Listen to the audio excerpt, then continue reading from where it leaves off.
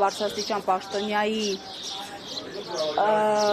Հայաստան այցին ինչպես է գնահատում, հայտարարել է Կալասը, որ Հայաստանն ու Եվրոպան երբեք այսքան ավելի մոտ չեն եղել իրար, խնդրեմ։ Այդ կարգի հայտարարություններ ես որպես 10 տարվա եվրոպական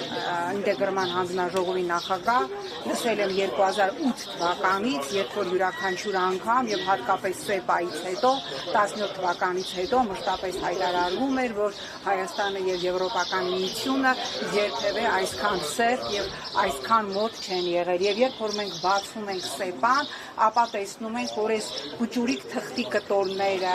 որ ստորագրվում է հիմա Եվրոպական միության հետ, բովանդակային եւ քաղաքական առումով դրանք 0 են եւ դրանք ոչինչ են 2017-ին ստորագրված ՍԵՊԱ-ի դիմաց, որի ընդամենը 40%-ն է կատարել այս իշխանությունը, բայց քանի որ խոսում ենք եվրոպական կառույցների մասին, ես ուզում եմ հիշեցնել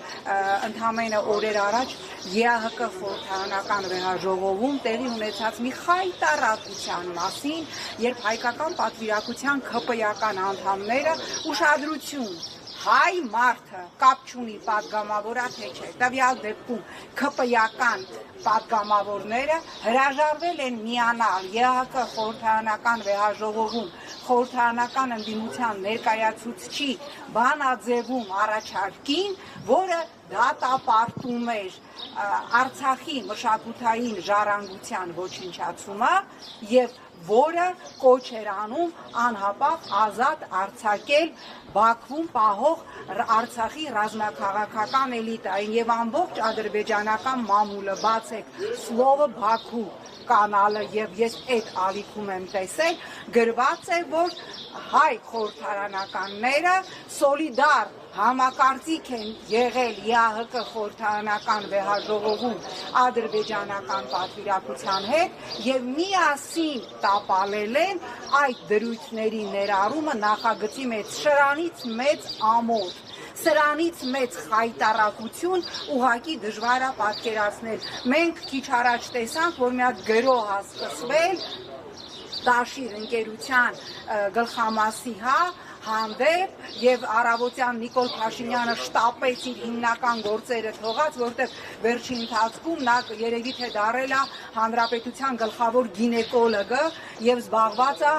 տարբեր հոգեվորականների կուսակրոնության ուսումնասիրությամբ, ըստ էության սպառնալից գրառում արեց, որ ով որ գնա ամսի 4-ին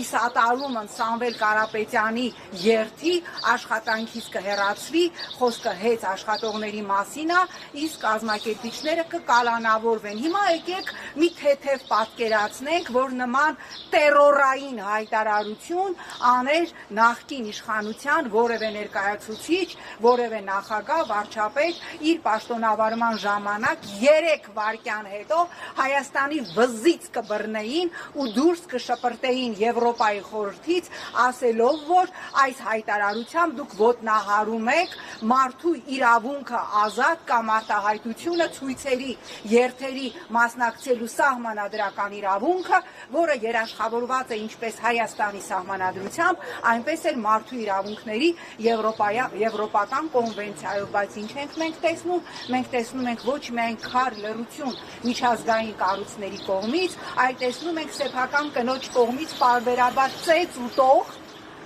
տանկ անցնի,